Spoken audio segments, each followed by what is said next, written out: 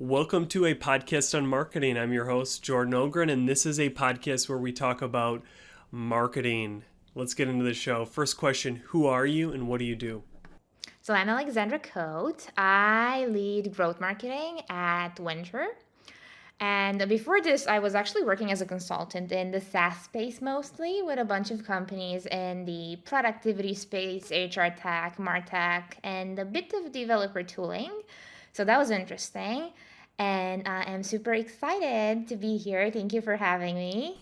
Of course, excited to have you. So, what got you into kind of that consulting? As I looked on your LinkedIn, you have some pretty awesome roles as like a consultant. What got you into that? Yeah, so I was with the first SaaS company I worked with. I was with them for quite a bit of time. And then I decided I could take this like consultancy route to really just, work with a couple of different companies. And ultimately, the decision was a great one because I got to just test the market, so to say. I really got to interact with a lot of people. And, every company has their own policies, tools they use. And let me tell you, every single company uses like different things. They have different policies, different ways of tackling something, different ways of using the same tool. So that was interesting to me. And then I did go back to in house. So that's also like an interesting take on my career, so to say. Really, the reason I went back in house is because I really felt that as a consultant, I didn't have like that control over a product's growth from point zero to wherever it could grow. So I still feel like as a consultant, being spread in just so many places, you don't get the chance to, work with the team long term and have the impact that I wanted. So that's why I just went back to in house. Awesome. That was going to be my next question. So thank you Yeah. for intercepting it. So do you, I guess, like within your kind of explaining of the whole reasoning to go back in house, it kind of fits on a premise I have about marketing is that marketing can only do so much in the sense of if the product is off, if the persona, all these things that you can't control. What do you think about like marketing's total kind of impact, or does it need to sometimes have other things in place first? So, good question because I'm a very product first marketer. So, I'm always kind of very involved, way too much, I'd say, in just how the product's going. Because as a marketer, I'm always kind of in contact with what people want, what they say about the product, what they say about competitors and their features. So, naturally, you need to have this input. Like, I would recommend to any founder, really just getting your marketing team on board with product, if that makes sense, and just getting them involved in this like process. And there's a lot of things they can do, from just doing the market research, so to say, to implementing like this feature where your current users maybe can upvote features, and then you take that to your product team to decide, what's happening next, essentially. But really, one of the biggest problems I see with marketing today is that even today, marketers aren't like fully understanding, so to say, the value of connecting the product with marketing, in the sense that there's so much you can do to really understand your users and your target markets, potential use cases, what they want, and preventing, them from leaving and so on. Yeah, no, I totally agree. And you're using product obviously because you come from that SaaS background, right? But I would argue if you work for any other company that has maybe even a service, just understanding what's the differentiation of the service, like why, and really understanding it. And to your point, having some percent of ability to, I don't want to use manipulate, but change, refine, improve, rather than just say, hey, this is what we're selling, go and sell it or market it, per se, rather than kind of being part of the, maybe not creation of the product, but making it better or understanding why do we do this and that about the product. That's interesting that you have a product kind of led or product background in a sense. Do you like what got you into that, or was it just a whole kind of working for a company that was a SaaS product that got you into it? So as you mentioned, I do have like most of my experiences in SaaS. So examples I would give are from that space. But what happened to me essentially is I with the first company I worked with, I had someone in a product marketing position who was like literally forcing me to look through customer support tickets, to keep track of social media stuff, to just keep analyzing what's going on out there, looking at competitors, looking at anything going on around the product. So honestly, initially, I didn't enjoy doing that because it's true. It takes time, and I think that's why a lot of marketers still aren't doing it. It's time consuming, especially when you have a lot to work with. Because if you're a startup, you don't have these support messages and social media mentions, so you would just look at maybe your competitors. But when you're with a bigger company, there's a lot to look through, and that's good because, you have those benchmarks and those insights. But yeah, that's initially, I have this product marketing background. So naturally, I was just connected to the product. And, if you ask me, any marketer should be to some extent involved in the product marketing area. Yeah, I totally agree with that. Before we kind of go any further on any product conversations, as I think product marketing is something I want to dive deeper into, I'd love to just get your definition of marketing. Like, what is marketing for, and how do you define it? I mean, to be honest, I don't care that much about the definition. Uh, I think a lot of the classic definitions are just on, getting your product out there. But if you ask me, it's about just like really understanding your target market. Uh, if you ask any marketer, they're going to say the same thing. But the thing is that this understanding of who you're selling to, in most cases, ends at a certain point. So they don't really go beyond the basics.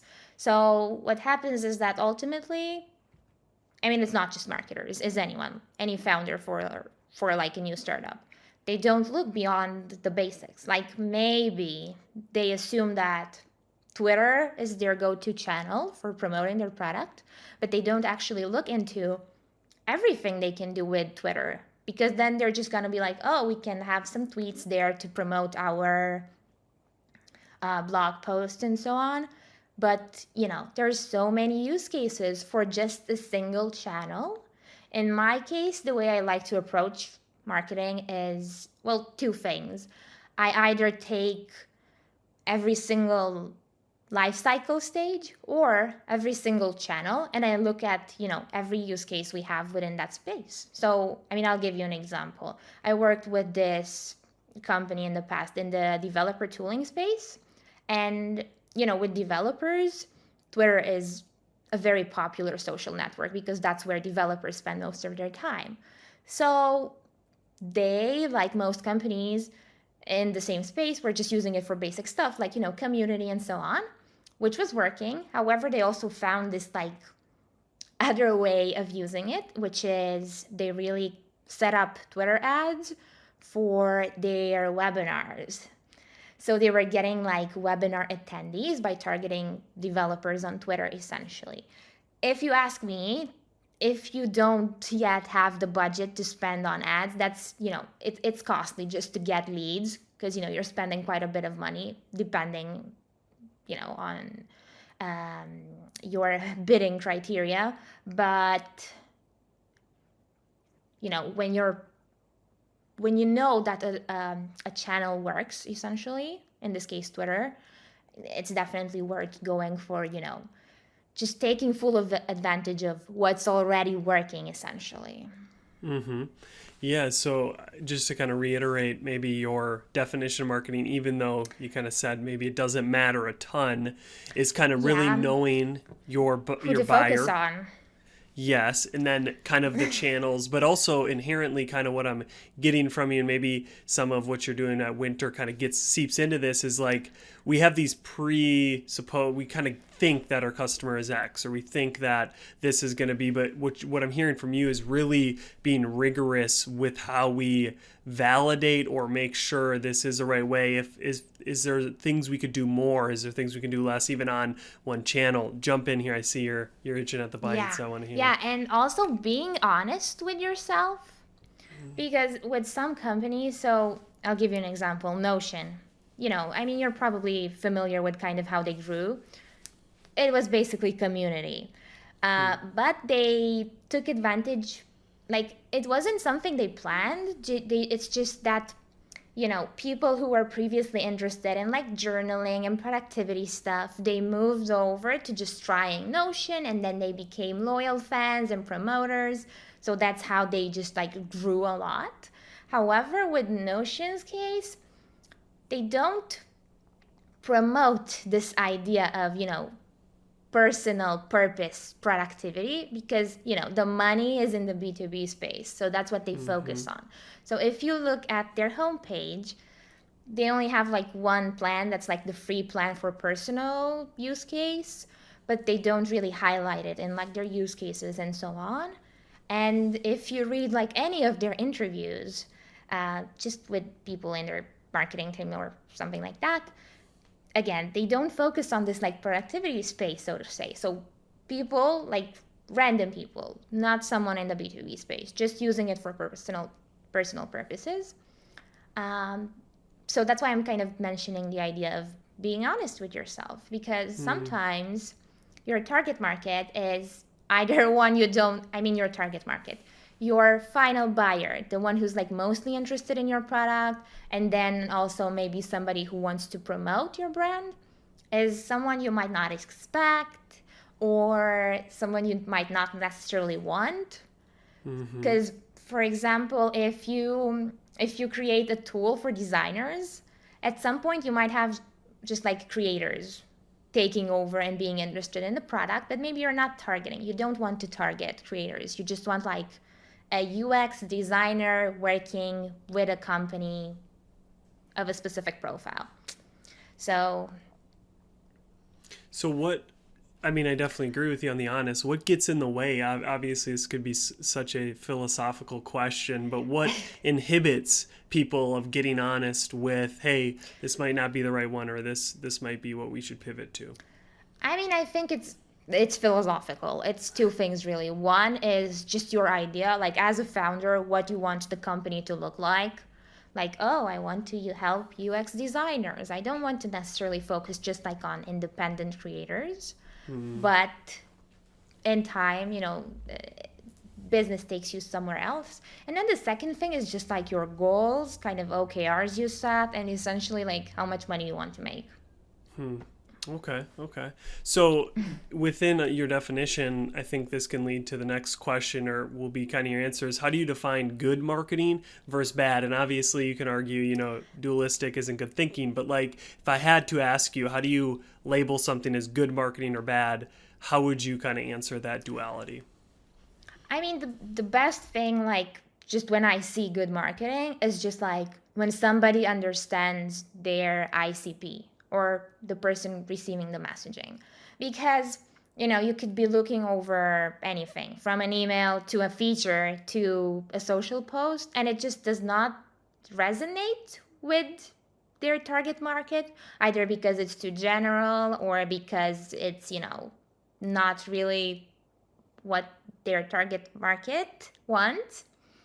Um, and this kind of ties to my idea of life cycle marketing. Like, if you're gonna have that idea you promote at a certain stage where you are finally nailing your understanding of your ideal buyers, you want to keep that throughout the entire life cycle and not give up on your users, because at some point they become a user, but you still want to cater to them, give them content, give them whatever they need. Like, if it's creators, for example, they always need stuff, a template, a guide, anything, a partnership opportunity. Canva, for instance, grew like crazy just by supporting their creators, because they gave them like money, assets, t-shirts, free stuff, useful or not, but you know. And on the other end, bad marketing is just when you're doing things just to get them done. Because I see this a lot with startups, for instance, where you just go and, you invest in maybe ads, but you don't know if it's going to work. You definitely don't have the budget to spare for that, but you're kind of risking it. And also, you haven't done this research on, ads, for instance, don't work with all target markets. Um, you really need to understand, like, when does your ideal buyer respond to an ad, what type of ad they respond to, what you need to have in that ad. So bad marketing is definitely doing something that doesn't work, just doing it because you see X company do it, Y company do it, and it's not really baked into your understanding of your ICP. Good marketing, to your point, is understanding your ICP very well, that whatever you post speaks directly to them. And just in that, I can start to imagine that good marketing for you, a woman, whatever that is, could be bad marketing for me, because how they speak, I could be like, that's like to whatever. But like for you, you're like, that is me. Like they're speaking directly to me. So good and bad is almost, well, bad is clearly like if you just follow a template or you just do things without really understanding them, that's bad. But like good is almost dependent on who you are, who reads that marketing, which obviously makes it not difficult to strive to it. But like, if someone says your marketing sucks, that could be a good thing. If they're not ICP, that could be meaning that it's working, in the sense of like, that's good, you don't like it, but they like it, that I'm actually trying to speak to. But I as you were kind of talking, I want to ask you, how do you define life cycle marketing, or kind of that term? How do you define that? What is it? Explain that to Yeah, me. so I mean, every time I mention it, everyone's kind of like, what is that exactly? Because I've also talked to, for example, heads of marketing who are hiring for this role, and really it depends on your company. And ultimately you define a role based on your needs, but really life cycle, the way it should be is to really just take it as uh, a marketing area that focuses on like connecting and ensuring the consistency of every single life cycle stage. Because what happens otherwise is you might have somebody just doing growth, and they're just like growing every channel independently, but you don't have that essentially data connection between each channel. Like, do you know what happened to somebody you had a demo with but didn't convert ultimately? Do you have the data on them? What kind of emails are you sending to them? So it's somebody that is almost, so like if this was a play per se, we could have people that, this person's in charge of act one, in charge of act two, act three, but there's one person, a showrunner, who oversees it all, who's Yeah. understanding how everything's transitioning between them. And you kind of say cycle. Could it be synonymous with like touch points? Every kind of touch point, obviously there's a pre-touch, you know, Yeah.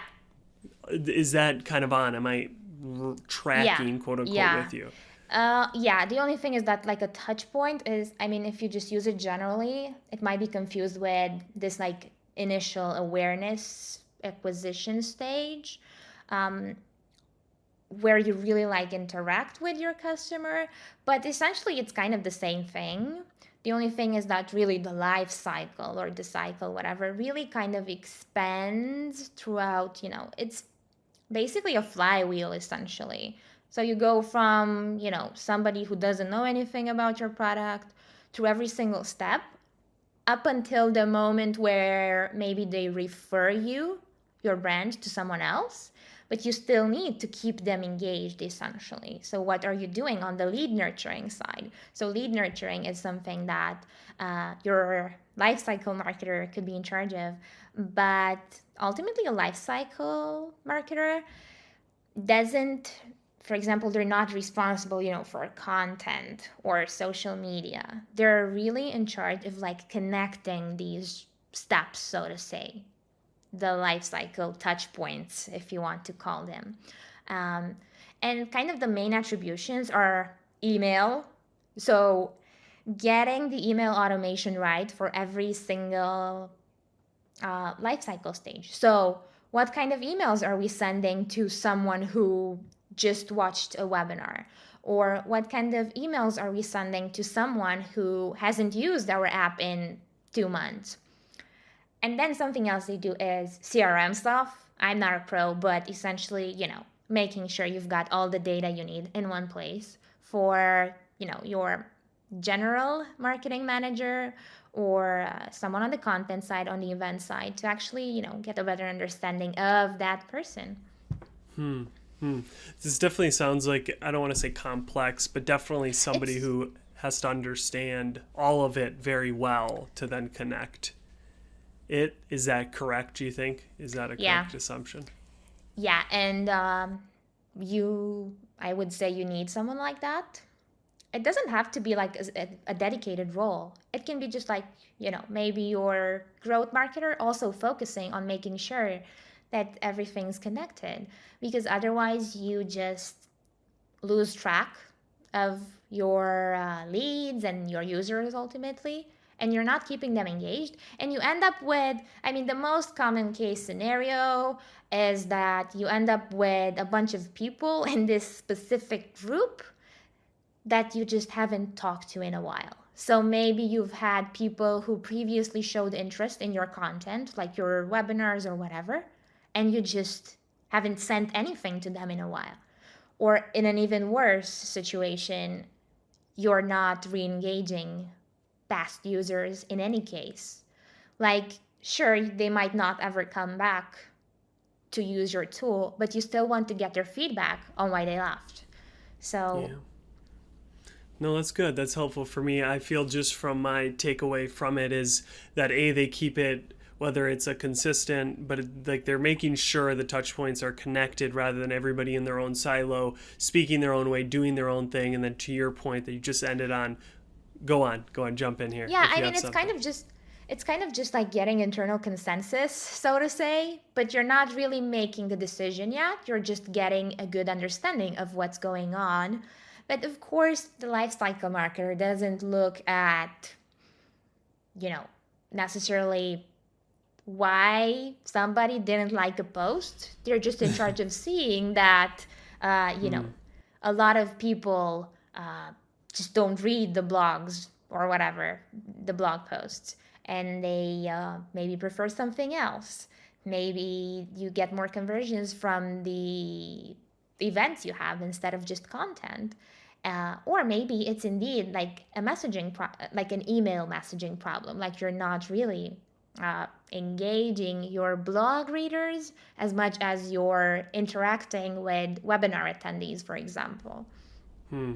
So they're almost like the person who gathers the data, the information, and like you said, they might not make the decision, but they're coming to the people with the data to save them time and to connect points of like, hey, I got this data from here, this data from here, and what I think, this is my hypothesis, but I want to see what you guys think as well, is kind of the job, one of the many jobs it seems that they're kind of doing in their position. That's great. That's helpful. As I didn't really. I mean, I think like I've heard of it and maybe read across or seen job postings, but I'm glad you could kind of really dive deep into it. And obviously within that was its importance. If nobody's doing this, that's definitely an area where you need to figure out, jump So in. I was actually talking to someone who like recently got like a life cycle marketing, like a director level role.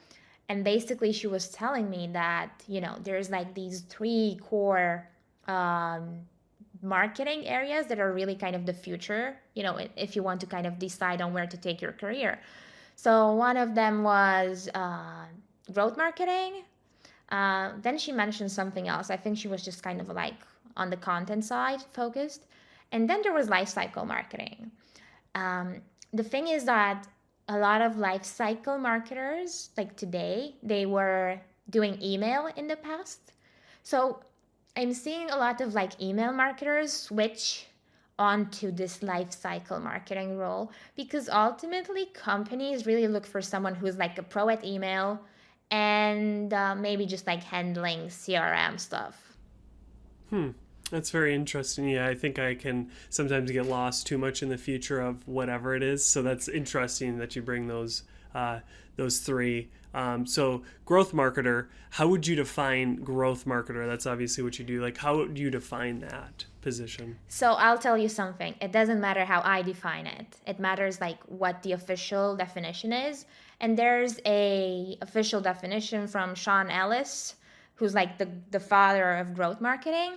And the thing is that today, and this is tried and tested and researched, every company, I mean not everyone, but like a lot of companies really when they look for their first marketing hire or when they just need someone who's like an ace at everything, they make a job opening for a growth marketer because they think and it's it's really that's the reality. It's cooler. So when you decide between listing a job, um, deciding between like a growth marketer and a demand gen, there's just more people looking for growth marketing roles. So the chances for you to hire the right person are higher. So in this situation, a growth marketer ends up being whatever that company wants them to be. So the big problem really is that, growth marketing was initially created to help companies who didn't have like the biggest of budgets grow organically with experiments. That's it. It's as simple as that. And what's happening today is that I would say, I mean, this is a rough estimate, but 70% of growth marketing jobs are plain, we want somebody to help us with ads. In reality, that's like a performance marketer. But what probably happens is that these companies assume that ads are going to work for them kind of at an earlier stage. So they look for someone with ads experience. To look at what a growth marketer should really do is, for example, I'm also seeing a lot of startups like early stage, sometimes pre-launch, looking for a growth marketer. But the thing is, there's nothing to grow, so to say. Like a growth marketer's role is really comes in kind of like I came in at Winter. You have this base, you have like a solid, or not a solid, but a base of users to begin with. Some people know about you. You have maybe some just promoters. And then the growth marketer should come in to kind of take that one step further, double down on what's working, and bring in those experiments.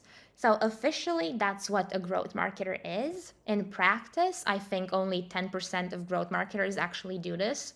Um, and basically, what those growth marketers do, the lucky ones who get to do what they're supposed to do, it's mostly just like experiments, kind of like prioritizing what they want to test, keeping track of that. Um, yeah. No, that's good. So is that a reason you think just your 10% 85 90% doing it wrong? Like, is that the reason why maybe growth marketing in today's time has a bad rap to it? I just have seen some LinkedIn content around like growth marketing, this or that, and it's usually negative connotations about it.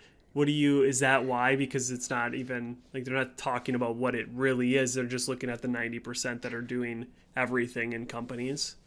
Yeah, I mean, if you're looking at like what most people are doing in a growth role, it's essentially just like normal digital marketing, but you're using kind of growth as like a buzzword. I mean, it's Hmm. super cool to be like the head of growth at like a unicorn startup because you are the one growing it, bringing in the money, growing the company from 10K to a million a month. But I mean, it's not about necessarily getting a bad rep. It's just that today every company has the right to give whatever title they want to a job. Uh, and ultimately, this is fine as long as you're not exaggerating. Like, if you just want somebody to do ads, that's a performance marketer. No way, it's Mm-hmm. just growth marketing. But of course, some growth marketers can also do ads. But they're probably going to want to do some other stuff like content, partnerships, community, whatever. Mm-hmm. And yeah. So do you think, so as you're talking about that, I mean, I have a premise that all marketing should be experiments. I mean, that's the only way you create hypotheses. This content's going to work. This podcast, we put the goals, the OKRs, call it whatever you want. But it's just testing rather than always assuming or just like, but obviously the whole role of a growth marketer is based around experiments where most marketers are doing other things maybe, but they should also be experimenting. Do you agree with that premise, or do you think only growth marketers should be doing the experimentation? So I'll tell you one thing. When I got started in marketing, I mean, the very first reason why I started with this career was because I liked the idea of experimentation. So for roughly 2 years of my career, I was like open to kind of trying a lot of things, essentially. Um, but what happened ultimately is that some things just didn't work. And looking back at the decisions, they weren't the most logical ones, so to say. Like it was obvious that it would require more than what we did, and we didn't have the budget or things like that. So, with the way prioritizing works in growth marketing, I recommend you use it's called the ICE scale. And basically, it helps you take every single experiment and prioritize it by impact, confidence, and ease. So, to your point on, whether everyone should be experimenting, yes, to some extent, but use your data. Make sure that, you're prioritizing these experiments. Like, especially if you're at an early stage startup, you have only so many things you can focus on. So take maybe three core things like content, partnerships, community, whatever. Focus on just getting the base for those right, and then start kind of building up on top of that base. And then after you've tried a couple of things, the standard stuff really, like, oh, we need like an SEO strategy because these keywords that we want to rank for seem to be easy to rank for. um, that's relatively logical essentially, but you also have to consider like how big of an impact is that, in the sense that is your target market actually making the decisions by running a Google search? Because if they're not, you're not impacting the right people. And then you're also looking at, confidence, like, can we actually rank for those, whatever. And then there's also ease that you take into consideration, because sometimes you need money, sometimes you need extra people to do that, or whatever. So these are kind of the factors to take into consideration, whether you are doing just content, just partnerships, or growth marketing. No, that's good. I think I've heard or saw somebody talk about that at ICE, so I'll definitely look that more up. But just as you're explaining that, like it makes sense that the growth marketer is more focused on that prioritization focus. I'd argue that's definitely like going back in my 4 years, I'm pretty young in my career, so I can rag on myself pretty hard. Like that was an issue for me, is like focus. I would just put it in that bucket of like, we're focusing on these three things, but focus like on the correct things, which I think is baked in strategy, like really strategically thinking what will drive the greatest impact for this company, for the product or whatever I'm working on. So I think as much as that's, some growth marketers are doing the prioritization, like I think it's definitely something other marketers should be thinking about. It's not maybe in their job title or their job responsibilities, but man, if marketers could be more focused, focus on one thing, nail it first, and then I think that could make a lot more good marketing, quote unquote, into the world than just kind of doing things to do them, which was in your kind of definition for bad marketing. Oh, we should be on TikTok. Well, why? Like, what's the reason? How does that help us per se? That's good. That's good. I have two questions that I always kind of end the show on. So it could change. One of them's on marketing, on kind of all the stuff we're talking about. One is going to be kind of not on it, but kind of related. So the first question, and I find this one super fascinating just to hear, is what is one thing you've changed your mind on in regards to marketing, product, all of it in the past 1 to 2 years? I mean, it's kind of some of the things I've already mentioned. So there's multiple things. One is not just jumping into doing something without actually analyzing if it's going to work to some extent. Because I'll tell you something, even if you have this really good idea, like, oh, my competitor is doing this, so it's going to work for us as well, sometimes it doesn't. Like, you can do ads like they do, you don't have their budget, maybe. Or maybe they've already taken all the real estate and you just don't have the space for that. And the second thing is, and something that I've just kind of realized more recently, so to say, is that just not necessarily marketers, but anyone in business kind of thinks of leads as, numbers. So just I've been kind of like in real life. I mean, this is just like something I've kind of taken from my own life and kind of projected into marketing. But I tend to be good at really understanding people. So, in this sense, I would project this onto marketing and actually thinking that, even if you're in the B2B space, your lead is, someone like you, like a human. They have certain needs. For instance, if you, let's say you just keep pitching a product to them, it might not be the right time. They might be, just personally going through a rough time. So they might not necessarily pay that much attention to their emails or whatever you're pitching. Or maybe they're not happy with their job. Maybe they want to switch. So you're pitching to them in their like last month at the company. So, it's about really kind of getting to understand this. And it's not just the negative stuff. It's, what type of content they love to consume, what they actually like, things like that. So just looking at maybe the psychographic data of your target market, essentially, end users ultimately a bit closer and really caring about your users.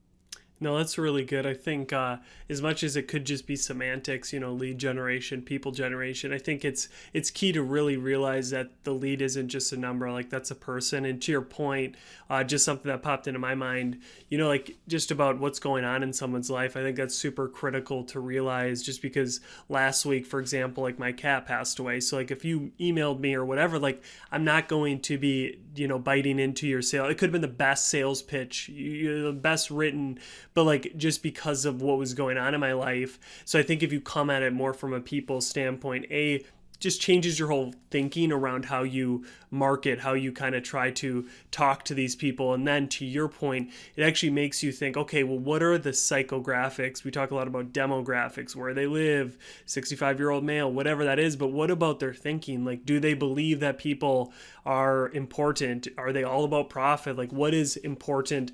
Like who kind of, and I think that's super important. That's a new thing I've been not new, but something I hear a lot of marketers kind of talk about now is thinking about who from the people that bought from us, what is similarities in their thinking patterns. Do you have something to But add to that? also, yeah, also what matters is really being genuine about it, because the risk is that you just act like you care or whatever.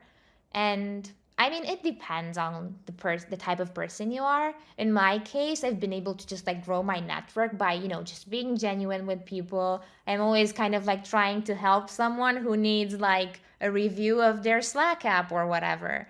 And it ultimately pays off, and you really just want to be doing, like, even when you're pitching someone, write a pitch you would like to receive yourself.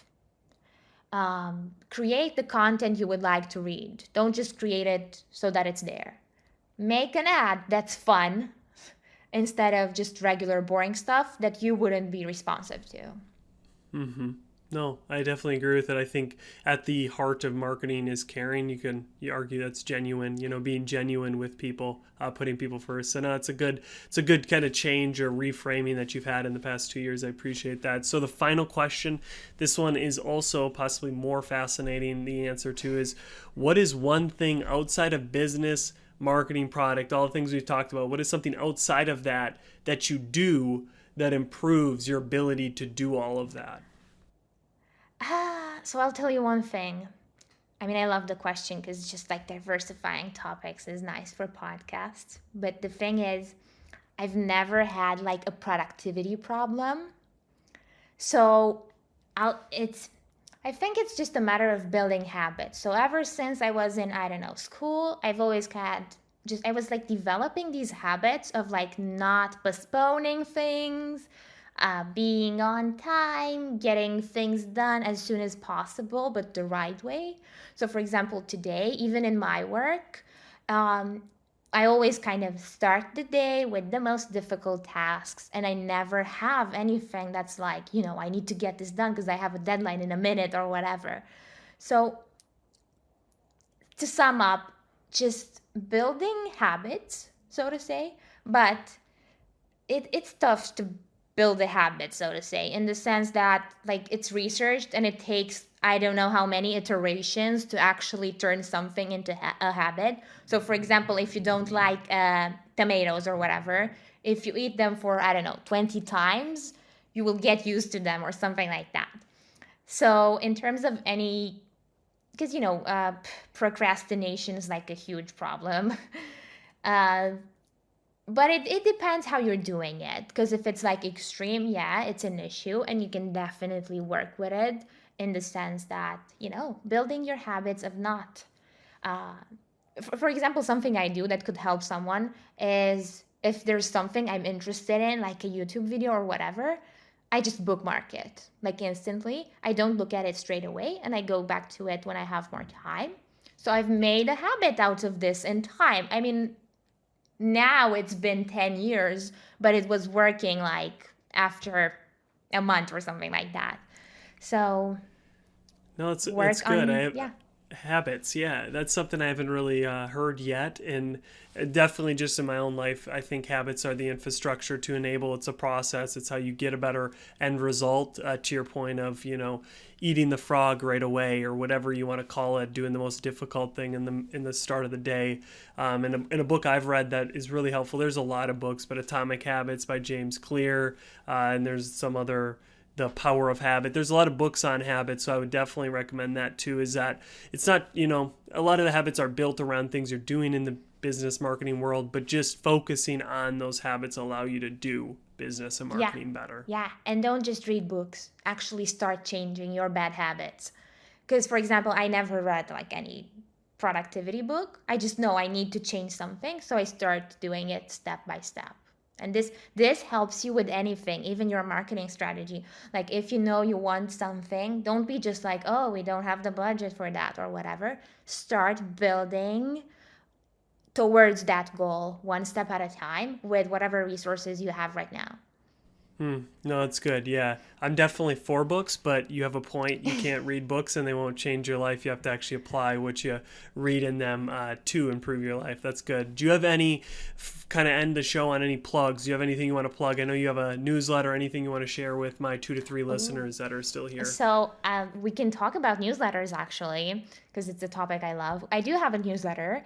It's on, I'd say, content growth experiments. So every other week, if you subscribe, you can just go to my LinkedIn page and there's a link there. Um, Essentially, I tried to find kind of these topics, these small strategies that no one else would tackle elsewhere, or just things that other marketers could not get the consensus on, essentially. So every other week, there's like one of those topics, and the role of the newsletter is really to provide like a go to source for you to have like the truth on a topic. It's mostly content, but I'm switching towards other growth tactics as well.